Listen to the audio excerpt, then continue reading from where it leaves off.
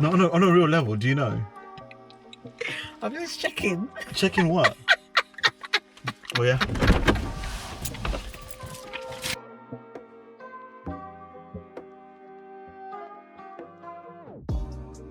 Oh, here she comes. Watch out now. She chew you up. Don't you like my hair? Yeah, yes, I do. Who did it? Mummy. She did a very good job. I love it. Are you sure it wasn't Auntie Sophia? No. I love your natural hair when it's like that. It's very, very beautiful.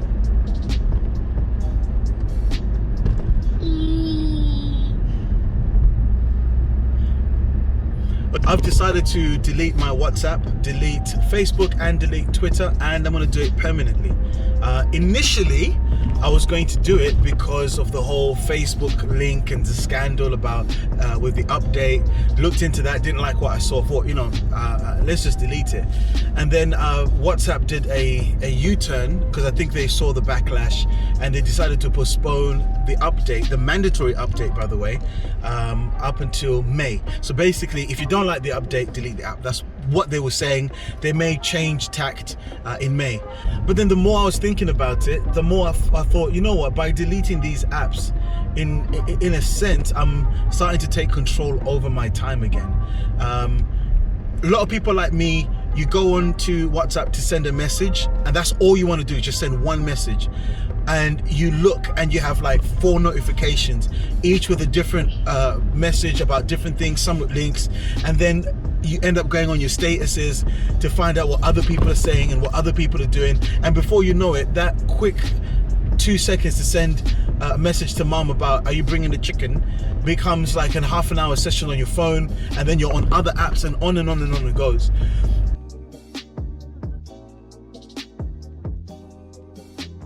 This is what I'm talking about. No, but so when should I be on my phone? At home. When you need to be on the phone. Like, were you responding to a message? No. Exactly. Like, if someone rang you, if you sent a message, that's fine. But if you're just picking it up for the sake of picking it up, then what are we doing with our lives? Like, we need to. I'm saying to myself, like, we need to. This is something that needs to really. We need to be deliberately conscious about it. What? So you don't believe in browsing? Because sometimes it's in browsing that you're, oh, that's interesting. Mummy, look. Mummy, You get look. new information. Mummy, look. Yeah, I suppose so. No, I don't not believe in browsing. I'm just as on my phone as the next person. It's just the whole idea of why browse now? You're in a car with your family. True. We're all together. Ideally, it should always be like when you're alone. Most likely, yeah. When you're alone, not only when you're alone, but when you're alone and you have the time to do it. Like if you're in the middle of a task or something like that. But True. Okay. So, alright. Still keeping Instagram, still keeping YouTube. I'm not on Instagram at all that much. Literally post something for the church and I'm done. You've taken over the Team AI one. Yeah. So I pretty much, if I want to post something, I have to do it in 3s. And ain't nobody got time for that. And with YouTube, obviously the church account is on there. All the sermons are on there. Like Benjamin and Bafwa. What do you think about mobile phones? Do you think me and Mummy are on it enough, too much, or too little? Enough. I would say you little. I mean, and then Mom, too much. Okay, so what does too much look like? Like on it the whole day. Am I on it the whole day though, Katachi? On screens the whole day. What screens? Your computer and your phone. And Daddy's phone. But what about when I'm teaching you, when we're learning together? You keep it going on your computer and the computer phone. When we don't need your help. Wow. When you don't need my help. No, when we don't need your help. So how does Mummy or me being on the phone a lot make you guys feel? Speak loudly so I can hear you. Very angry. Angry and Why? That's a bit deep. You're not supposed to be on there for too long. You're actually supposed to be there if it's important, not for just the sake of not looking at Instagram, Facebook, no reason. If we don't speak about it and we don't address it, you'll never really know how bad it is. Like, I catch myself on my phone a lot thinking, I don't even need to be on this phone right now. Like, why do I need to have that noise? Why do I need to have something happening, always constantly entertaining myself? Why can't I just catch myself doing it and then stop? Right. Rather than, oh yeah, I'm aware that I'm doing it and I'm still doing it. Yeah, exactly. Well, then it's addiction then, isn't it? It's bondage. Yeah, it is. I'll definitely say it like is. if you're aware that it's a problem, but you still keep finding yourself doing it.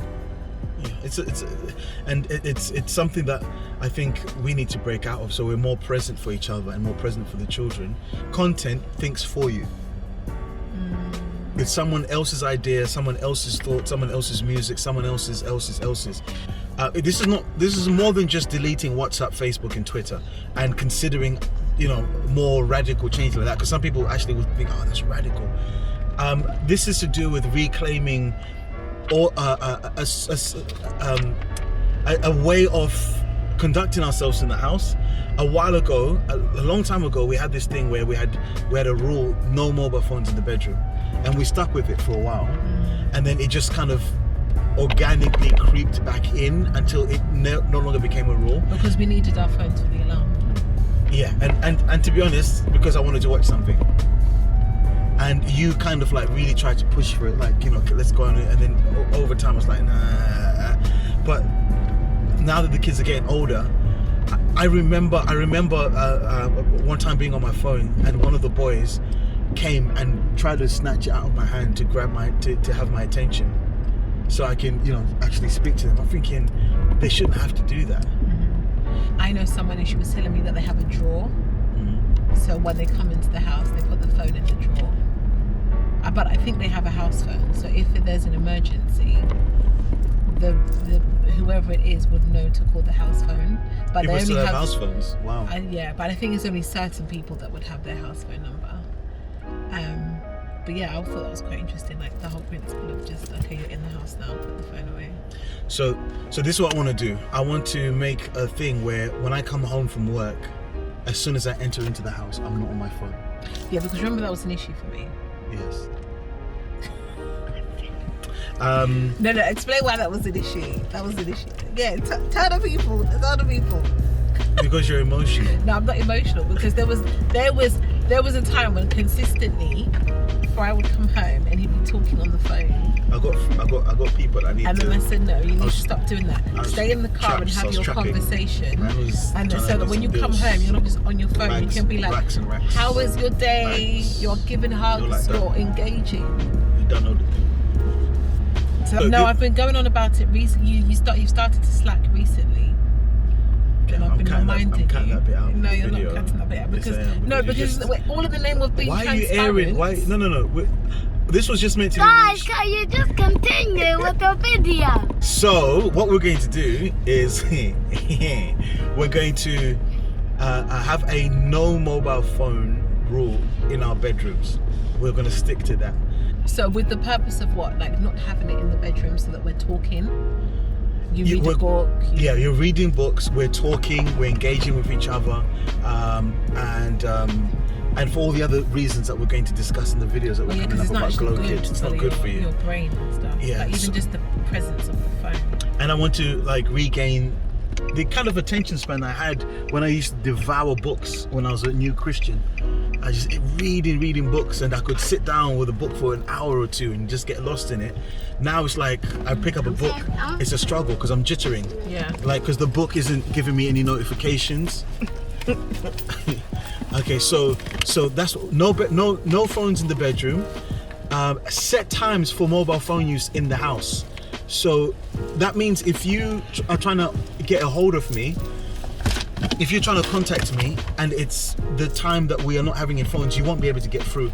I will check all my notifications, all my messages at a certain time or a certain point in the day, and then put it away again.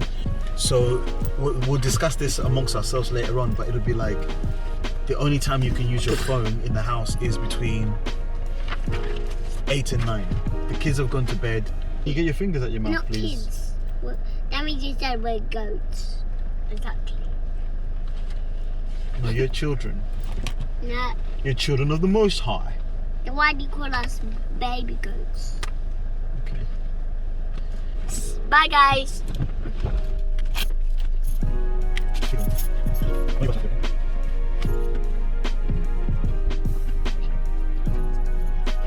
In a nutshell, I think this is going to be good for us. It's going to be good for the children. It's going to be good for our relationship.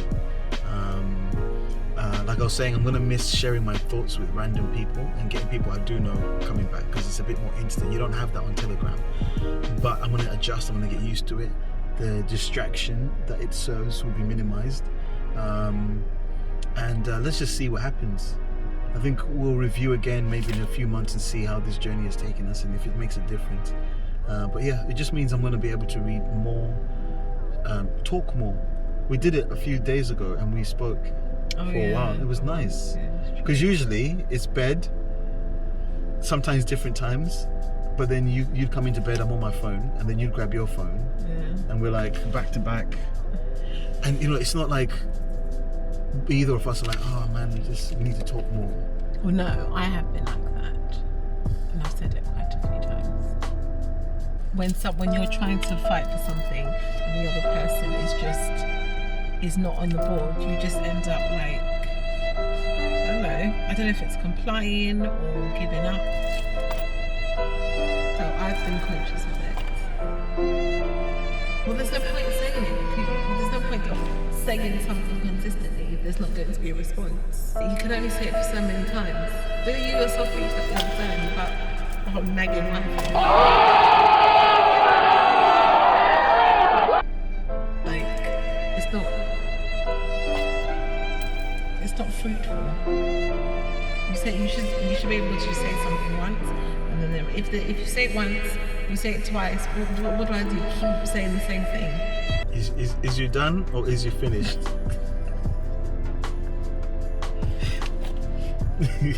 Put some respect on my name, you know? Anyway, if you want to join, if you're thinking about doing the same, now is a good time more than ever. We need to detox on technology. Social media fast that lasts more than a day, 2 months, 3 months. Like really start to reclaim back your heart, your mind, your family. And yeah, so we're going to do this. You're looking to do something about screens? Yes. So we're doing a new series on what screens are doing to our children. So I've done a lot of research and I guess tapping into like my psychology background, because I used to be a psychology teacher for 8 years, and I studied psychology at sixth form and at university, so I'm really into this stuff. But a lot of the information that I researched is there's a lot of like psychological terminology and stuff, so it's quite heavy. So I'm hoping that like we're able to explain the information and share it and relate it to other parents in a way that's more palatable. But I think it's really important for parents to know, like it's going to, because we've made mistakes as first-time parents with our firstborn Katashir. So I think we then started to become more aware of these issues after what? It's going on for a lot. This thing a lot, innit? But you asked me to explain the series. We're doing a series on screens. Watch out for it. No, but you like what screens? What like that could mean anything. Yeah. So you have to explain. Okay. We made a lot of mistakes. Yeah. With our firstborn, so it's just about, and we've learned as we've gone along. We've done research. You in preaching your sermon did a lot of research yourself. Do you remember? Yeah, So I remember. we've That sermon actually, every time I've preached that sermon on screens, and it was more about attention span. So a long time ago, it's like a few years old. The response has always been phenomenal. People are always asking questions afterwards because we pacify our children with screens, and it does a lot more damage than we will understand until they're in their 20s or 30s, because this is a new thing. Smartphones only came out 2003, 2004. Did they? It's not been around for a long time. Before that, you had your decent phones, like the Nokias were quite popular, and then all of a sudden in 2003, 2004, these smartphones started to come out. But the models that we have today, took a few more years to really develop. But before that, you had these stylus pens. They were like little handheld computers. I remember because Blackberries. Blackberries, yeah. But yeah, look out for that. That's going to be very interesting, very, very interesting. I think it's going to convict a lot of people and cause us to reassess the way we do things. But yeah, February the 5th, I'm going to delete WhatsApp. Honey, can I just say you look like very beautiful? Oh, is it? Yeah. Oh, thanks. Maybe it's because my hair's like back. Maybe it's just because you're paying. Oh, thanks. But I need to I forgot my brush, so I didn't really comb the Can I have a kiss? the sisters. Straight onto the phone. But we're leaving the car. I know, but what are you going on your phone for? Do you know? No, on a real level, do you know? I'm just checking. Checking what? Oh yeah.